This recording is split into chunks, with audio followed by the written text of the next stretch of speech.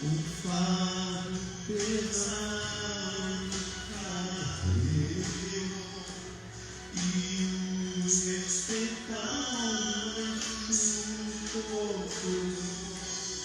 Deu sua vida no Calvário, por amor. Se não bastasse o sangue derramado por ele,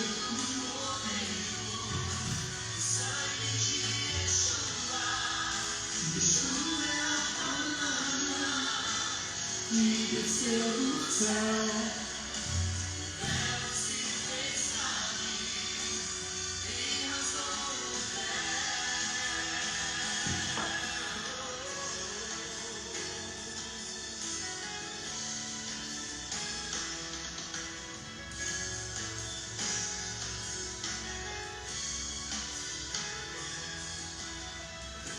Suas vestes celestiais e a coroa de glória tirou, se fez miserável em meu lugar.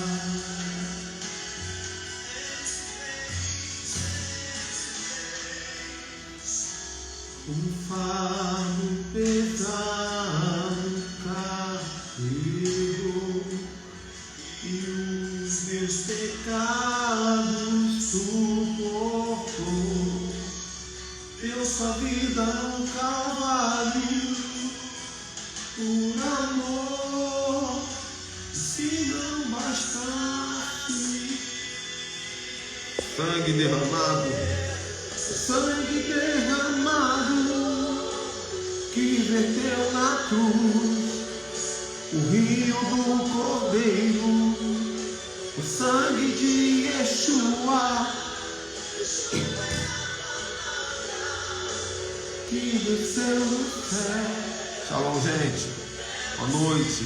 Deus abençoe todos e todas. Sangue derramado que verteu na cruz. Vamos lá. Shalom. Já convidaram alguém aí? Convidaram 10 pessoas? Cada um convida 10 pessoas, por favor. Clica nesse aviãozinho aí. É importante demais compartilhar o ensino.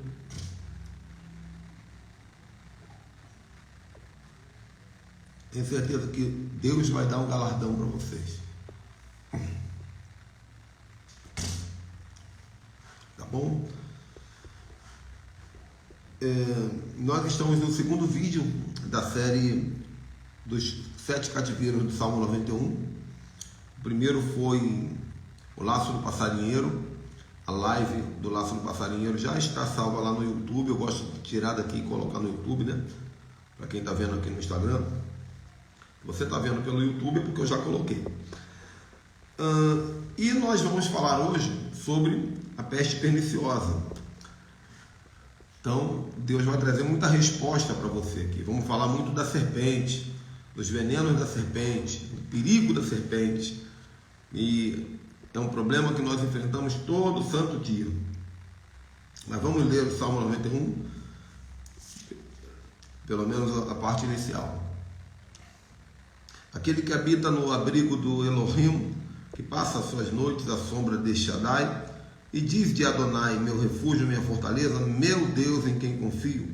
Ele o resgatará da armadilha do caçador e do veneno da serpente, onde aqui deveria ser peste perniciosa na nossa Bíblia comum, mas na tradução mais próxima do original, no hebraico, Moisés aqui escreveu o veneno da serpente. Então, já fica aí para você que peste perniciosa, porque tem algumas coisas na Bíblia que não dá para entender nada, né, gente? Se você não for para o original, você não vai entender nada, não tem sentido. Na tradução não tem sentido. Por exemplo, quando o anjo Gabriel chega para Maria e fala assim: você vai chamar o nome do garoto de Jesus, porque ele salvará o povo do seu pecado. que tem a ver Jesus com pecado, né? É porque no original não é Jesus, no original é Yeshua. Então o anjo diz: você chamará o menino de Yeshua, que significa o Salvador, né? Ou o socorredor, o libertador. Então aí faz sentido quando você olha no original. E aqui quando fala peste perniciosa, gente, o que é isso? Nunca vamos entender. Você conhece o Salmo 91 a tua vida inteira, mas nunca parou para pensar o que é esse raio de peste perniciosa. Não é verdade? Então é isso aí. Peste perniciosa significa no original o veneno da serpente, o veneno que paralisa, o veneno que mata, o veneno que destrói. A serpente é um animal do deserto. Então, quando Moisés falou do laço do passarinheiro, ele estava falando de espíritos malignos. Quando ele falou da seta que voa de dia, que nós vamos falar amanhã aqui, espíritos malignos, mortandade que assola na escuridão, terror noturno, espíritos malignos. Só que a serpente, a peste perniciosa, era algo natural, algo real, que o diabo usava. Mas algo real, serpente de verdade, que é um animal do deserto, que eles, quando caminharam ali aquela trajetória em rumo à Terra Prometida, eu passei por parte dessa trajetória há 2 meses atrás, quando eu estive andando pelos desertos bonitos, os lindos desertos de Israel e do Egito. E ali as serpentes ficam escondidas debaixo da terra, debaixo da areia. E elas saem de repente. Eu não vi isso. Eu estudei isso, eu ouvi falar. Eu vi o deserto.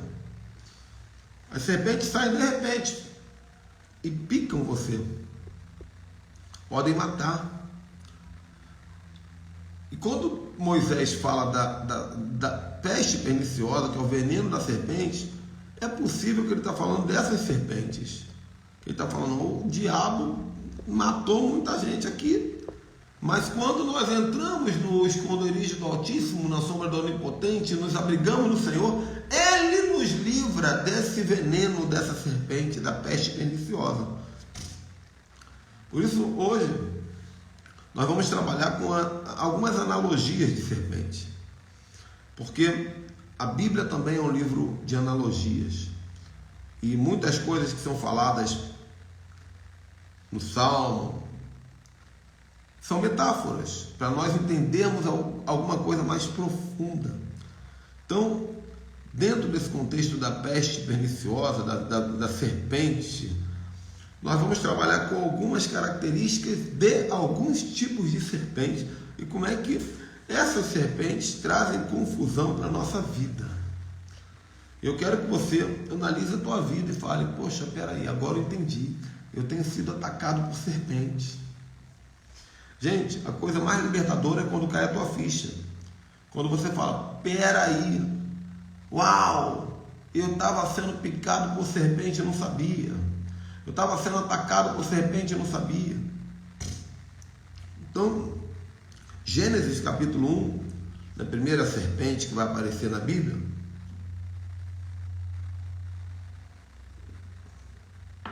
que é a figura do próprio Satanás, né, gente? Nós não sabemos se era o próprio ou se era algum encarregado dele. A teologia evangélica diz que era o próprio, mas não há nada exatamente claro nas Escrituras. Mas o que nós sabemos é que aquela serpente era uma representante do mal, uma representante de várias coisas que trouxeram a maldição para a humanidade. Olha só como é que a serpente, o assunto serpente é um assunto sério, porque já começa em Gênesis capítulo 1. Gente, eu vou até escrever aqui uma coisa aqui antes de falar com vocês, para não esquecer, porque eu escrevo, depois isso aqui vira livro.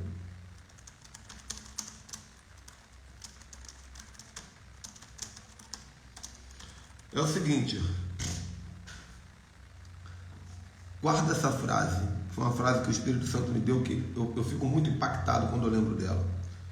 Não existe paraíso que seja tão paraíso a ponto da serpente não entrar nele. Né, gente? Não existe paraíso que seja tão paraíso a ponto da serpente não entrar nele. Apóstolo, explica melhor. Sabe quando você fala assim, a minha igreja é uma bênção, meu rebanho, eu sou pastor, meu rebanho é uma bênção, minha liderança é uma bênção.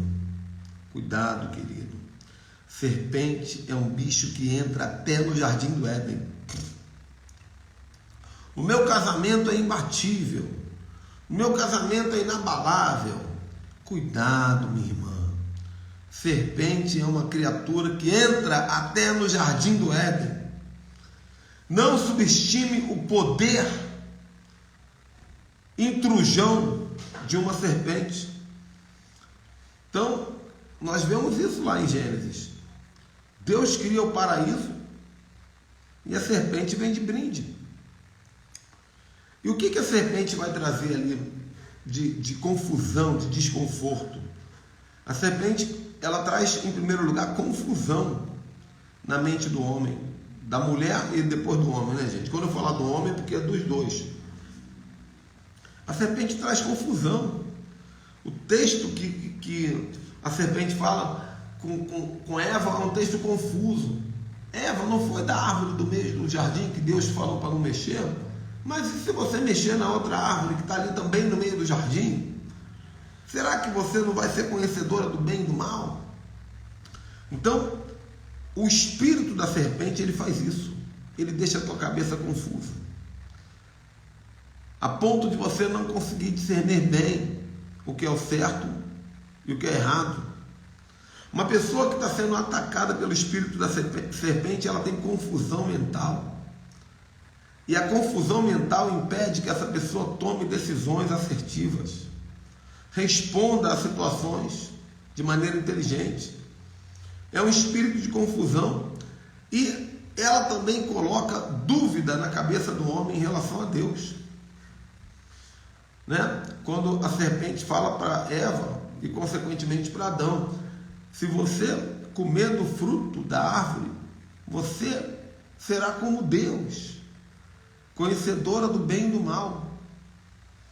Então, naquele momento, Eva e Adão, logo depois, perderam o temor de saber que Deus era um ser soberano. Eles desapegaram da ideia da soberania de Deus. Deus deixou de ser soberano para eles. E sabe o que significa isso muitas vezes? A perda de temor. Gente, a perda de temor, que eu nunca vi como nos dias de hoje. Isso é ataque da serpente. Um pastor me ligou esses dias e falou: apóstolo, o senhor faz o resgate da primogenitura? Sim, eu faço, de acordo com a Bíblia. Quanto é? De acordo com a Bíblia. Valor da Bíblia. 400 gramas de moeda de prata é o valor, convertido na moeda corrente. Ele: apóstolo, graças a Deus que o senhor faz nesse valor. Eu: por quê? Porque um pastor aqui na minha cidade está pedindo R$3.000. Não é Bíblia, é manipular a fé do povo. Então, o espírito da serpente faz os líderes perderem o respeito por Deus. Eu fico olhando na internet os pastores fazendo curas, e o povo lá: nossa, foi uma cura miraculosa. Magia pura, mágica, enganação. Muita conversa fiada, muita mentira. Por quê? Porque eles foram comidos pela serpente. Eles foram envenenados pela serpente. Então, esse perigo de você olhar para Deus e já não ter mais medo de Deus. Ah, apóstolo, mas não, Deus não quer que nós tenhamos medo dele. Quer. Tanto quer que ele, quando desceu o monte lá com Moisés para se apresentar ao povo, ele fez o monte tremer para assustar o povo. E o povo de fato se assustou. Porque quando você perde o medo, meu irmão, você fica sem temor. E a Bíblia diz que você tem que ter temor e tremor. O tremor é o medo e o temor é o respeito. Eu sei que não é uma palavra boa para ouvir. De repente você fala assim, poxa, tem tanta live falando de vitória aí, eu estou assistindo isso aqui por quê? Hoje eu li uma coisa interessante na internet, que nós estamos vivendo um tempo em que os profetas só falam coisa que você quer ouvir. Os profetas só falam coisa que você quer ouvir. Bênção, milagre, cinco palavras que vão mudar a tua vida. E aí estava escrito assim, qualquer profeta que de vez em quando não te dê uma palavra dura, qualquer profeta que de vez em quando não fale de arrependimento, qualquer profeta que de vez em quando não te exorte com dureza, pode ter certeza que não é um profeta. Não é um profeta. São pessoas que descobriram o caminho do conhecimento do bem e do mal, estão vivendo disso. Estão vivendo do conhecimento do bem e do mal. A mordida no fruto é fatal. A mordida no fruto é fatal. Eu tenho um curso online, vários, eu tenho 13 cursos online. E um deles é como vencer a masturbação, né? E eu ensino várias técnicas, né? Várias técnicas para vencer a masturbação. Mas no último vídeo eu não falo de masturbação. No último vídeo eu falo da árvore do jardim. O que tem a ver a árvore do jardim com a masturbação? Tem tudo a ver.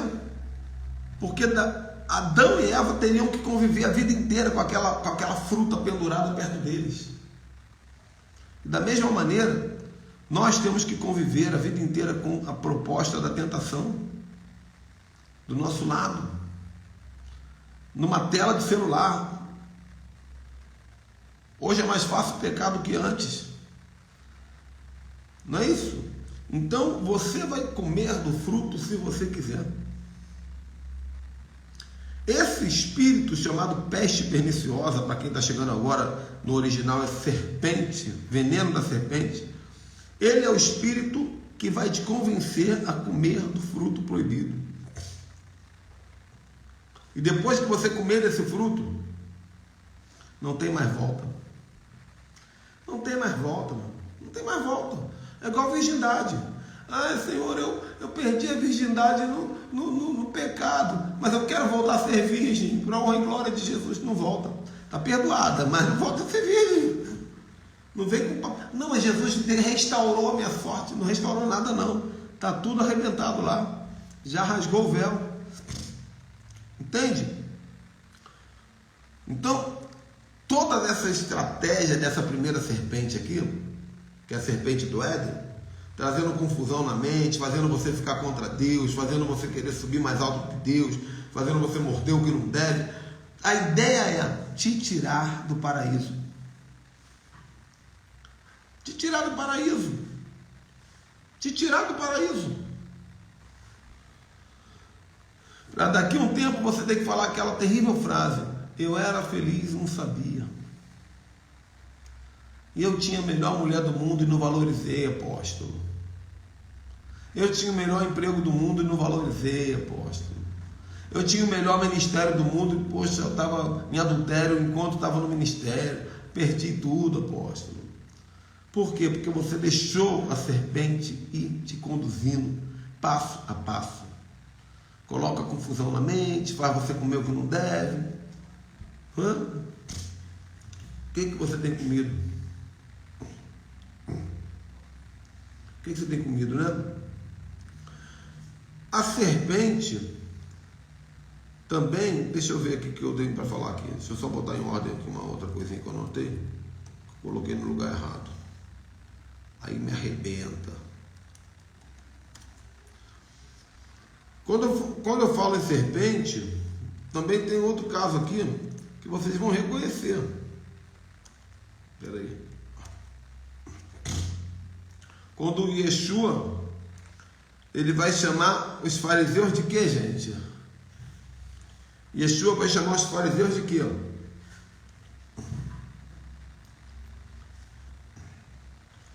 E aí, quem lembra? Raça de víboras. Mateus 12:34. Raça de víboras, como vocês conseguem falar tais coisas sendo maus? Como escapareis da condenação do inferno? Eu acho legal que é um xingamento gospel, né? Jesus xingou eles. Jesus xingou eles. Raça de víbora. O que é víbora? Víbora é todo tipo de serpente. Todo tipo de serpente. Então Jesus, na verdade, estava falando assim: seus jararaca, cascavel, seus surucucu, jiboia, cobra coral, né? Suas víboras. E qual é a queixa de Jesus em relação aos fariseus? Hipocrisia religiosa.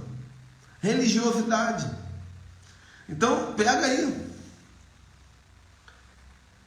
Pega aí.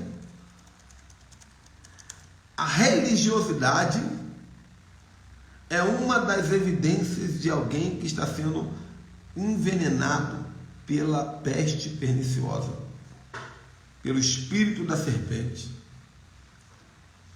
Né? Olha que Jesus fala: raça de víboras, como vocês podem falar coisas boas sendo maus? Isso é religiosidade. A pessoa prega o que não vive e vive o que não prega. Não foi transformado pela cruz. São pessoas doentes conduzindo pessoas. São ladrões, são mentirosos, são caluniadores, são homens maus, de todo tipo que se pode imaginar. Esses eram que Jesus chamava de raça de víboras. Era tão séria a exortação de Jesus que no versículo 33, Mateus 23:33, ele diz: raça de víboras, como é que vocês vão conseguir escapar do inferno? Jesus estava falando de religiosos, gente. Ele não estava falando do pagão, das outras religiões que tinham, não. Né? Porque tinha religiões bravas, tinha as coisas esquisitas lá, que não era o judaísmo, era outro povo.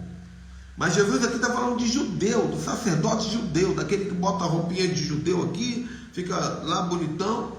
E ele fala: vocês não me enganam. Eu vou falar uma coisa para vocês que estão assistindo essa live. O pau vai quebrar. O pau vai quebrar. Você vai lembrar do que eu estou te falando. Vai começar a cair um monte de víbora do altar. Nesse ano e no próximo ano. Vai cair gente grande. Você vai falar: meu Deus, apóstolo. Apóstolo caiu. Vai cair um monte. Vai cair muito. Igual flor de lis, assim. Vai cair um monte. Vai cair. Tem que cair. Porque são serpentes enganadoras. E sabe, se você é conduzido por uma serpente, você vai viver envenenado, meu irmão. Apóstolo, eu acho que meu pastor é serpente, hein? Então você é trouxa. Meu pastor, minha pastora, meus líderes são serpentes. É trouxa. Você é trouxa. Gosta de veneninho. Talvez você seja uma serpentinha também. Pode ser. Tá? E tem a serpente que é o Python, né? O Piton. Já ouviram falar de Piton, gente? A Bíblia vai falar lá no livro de Atos da pitonisa. Piton, gente, esse aqui é muito sério. Né? Piton, ele é uma serpente grande como uma jiboia. E o Piton, ele se enrola no teu corpo, te paralisando. E a cabeça dele fica aqui, ó. Aqui, ó. Na tua orelha. babando perto do teu ouvido. Então, quais são as duas características de piton? Paralisar e aterrorizar. É outro tipo de serpente aqui, ó. Você fica paralisado e aterrorizado. Às vezes você não sabe por que você não consegue avançar. Não consegue avançar nos estudos. Não consegue avançar no ministério. Não consegue avançar na profissão. Não consegue avançar em algum projeto que você estabeleceu. Eu estou construindo uma casa, mas parei, travei, não consigo avançar. Você está parado. Será que você não está enrolado por uma piton? Como é que você vai saber se é uma piton? Porque junto com a paralisia tem uma outra evidência. Junto com a paralisia tem uma outra evidência, a ameaça. O que é a ameaça? A ameaça pode aparecer de diversas maneiras. Ansiedade. Você não sabe por quê, mas está sempre ansioso. A cabeça de uma cobra aqui, como é que não vai ficar, né, gente? Uma ansiedade constante, um desespero constante, né? Pessoas sendo usadas também para te ameaçar, para te pressionar, para te cobrar. Então são características de serpente, peste perniciosa. E dentro todo desse contexto de serpente, você tem que também ficar cuidado com pessoas, porque existem pessoas que elas são enviadas da serpente. São pessoas traiçoeiras. Cuidado com amizades traiçoeiras. Geralmente quando você sonha com cobra, ou tem a ver com a morte de alguém, ou tem a ver com amizades traiçoeiras, né? Amizades linguarudas, amizades fofoqueiras, são porta-vozes da serpente. E cuidado também, gente, com os sentimentos. Cuidado com os sentimentos, porque existem sentimentos que facilitam o trabalho das serpentes. Pouca fé, por exemplo. Se você tem pouca fé, é mais fácil da serpente trabalhar na tua vida. É uma fragilidade, é como se fosse um alimento para ela. Medo, orgulho, gente. Orgulho nem se fala. Vou contar uma história aqui. Uma vez, meu pai foi morar numa cidade bem longe. Eu tinha meus 19 anos, 18 anos talvez. Meu pai foi morar numa cidade longe. A família toda, eu fui junto. 3 anos depois, meu pai resolveu ir embora. Resolveu ir embora. Largou tudo, quebrou, foi embora. E eu fiquei na dúvida, será que eu vou embora com meu pai? Ou será que eu fico aqui morando sozinho? Mas eu era um menino, gente. Eu era um menino. E eu, será que vou embora com meu pai ou fico aqui morando sozinho nessa casa? Essa casa que nem era uma casa, meu pai começou uma obra e nem terminou. Aí eu comentei com uma pessoa da minha família. Que morava lá. Eu falei, estou pensando em descer, ir embora com meu pai. E ela olhou para mim e falou assim, eu imaginava, você não é homem para morar sozinho, não. Você não é homem para morar sozinho, não. Quando ela falou aquilo, o piton me pegou. Piton não, a serpente me pegou. O meu orgulho, eu falei aqui, cuidado com a falta de fé, com o medo e com o orgulho. O meu orgulho disse, eu moro sozinho, sim, você vai ver. Que eu moro sozinho. Fiquei quase 5 anos morando sozinho, gente. Passando fome, vivendo uma vida de bosta. Enquanto minha família evoluía, meus irmãos evoluíam, todo mundo evoluía, eu era chamado de o ermitão, que eu ficava na montanha lá, que era uma montanha. Não avancei na minha vida. Por quê? Porque quando eu fiquei frágil no meu orgulho, a serpente me envenenou e paralisou 5 anos da minha vida, né, gente? Podia ter feito faculdade naquela época, estou fazendo agora. Em breve serei um advogado, em nome de Jesus. Mas podia ter feito naquela época.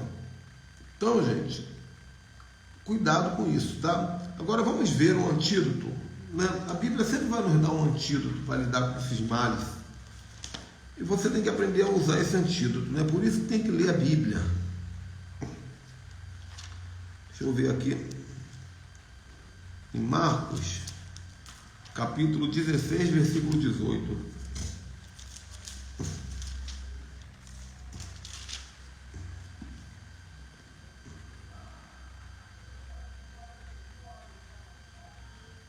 Não serão afetados se pegarem em serpentes ou beberem veneno. Curarão enfermos colocando a mão sobre eles. Né? Pegarão em serpentes e escorpiões e eles não farão mal algum. Então, você tem autoridade para ter autoridade. O que eu falei? Você tem autoridade para ter autoridade. Aí, apóstolo, será que eu devo ter autoridade sobre a serpente? Você tem autoridade para usar essa autoridade. Orar, repreendendo toda a peste perniciosa. Ora todo dia, meu irmão. Ora durante um mês inteiro, 2 meses, 3 meses. Até você ver que toda nuvem de serpente na tua vida, na tua casa, se dissipou. Quem me dera se fosse apenas fazer uma oraçãozinha, né? Senhor, amém. Não, não é não. É guerra espiritual. O inimigo já está trabalhando na tua vida há tanto tempo. Então você tem que agora entrar na guerra. Deus vai te dar a vitória. Deus vai te dar a vitória. Amém? Então amanhã, se eu não me engano, se eu não estou me enganando, deixa eu ver aqui.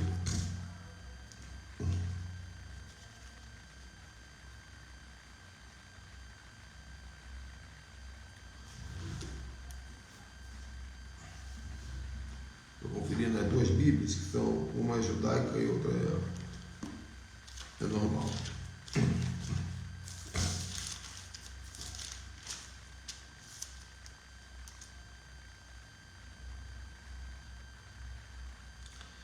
Então tá. Amanhã nós vamos falar sobre o espanto noturno. O espanto noturno, tá bom?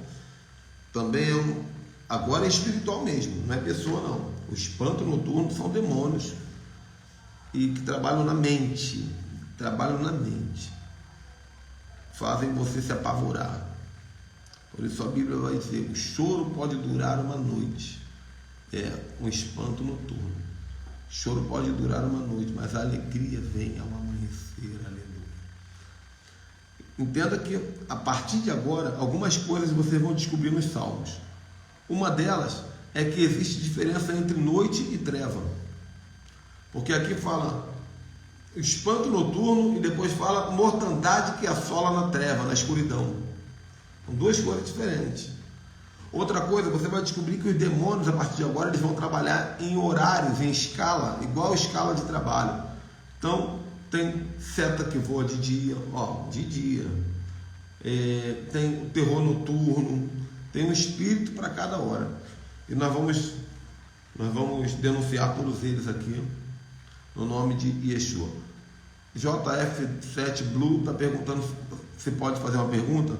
Pode, desde que seja no contexto. Eu estava dando aula aqui ainda há pouco, alguém perguntou: qual é o significado do meu nome, apóstolo? Pelo amor de Deus, o que eu vou fazer? Eu vou interromper toda uma aula para falar o significado do teu nome? Será que é isso mesmo que você quer? Aí me arrebenta, né? Responde aí, pergunta aí.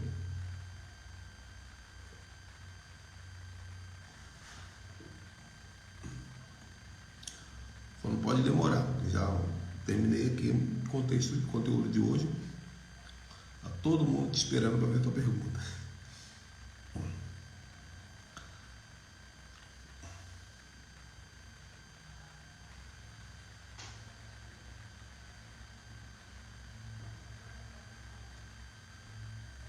Vamos esperar mais meio minuto aqui. Se não ver a pergunta, nós agradecemos a Deus e encerramos.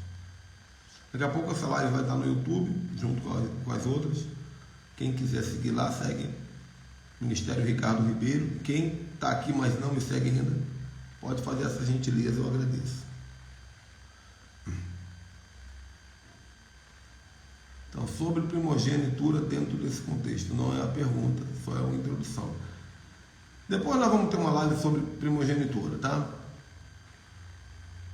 A serpente também é responsável pelo medo? Sim, acabei de falar aqui. Piton fica aqui, ó, te assustando. Fica na tua cabeça aqui, gerando medo. Pastor Walter, bom te ver, lindão. Sobre o jejum do dia 25 eu vou falar em outra live, né? Nós vamos falar sobre como fazer o jejum do Rosh Hashanah.